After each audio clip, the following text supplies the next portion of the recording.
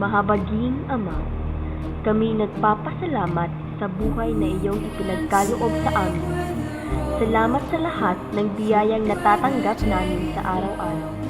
O Diyos, naway patnubayan ninyo kami sa araw-araw naming paglalakbay sa buhay. Naway pagpalain ninyo kami ng mabuting pangangatawan, matalas na isipan, at mapagmahal na kalooban. Naway bigyan ninyo kami ng lakas ng loob para harapin ang mga pagsubok na maaaring dumaan sa aming buhay.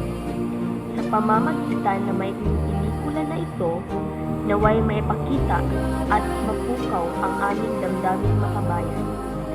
Sana'y magbigay daan ito upang kami magpahalaga sa aming sakripisyo ng ating mga bayani, partikular na si Rizal, upang makamit lamang ang kalayaang ating ngayon natatamasa.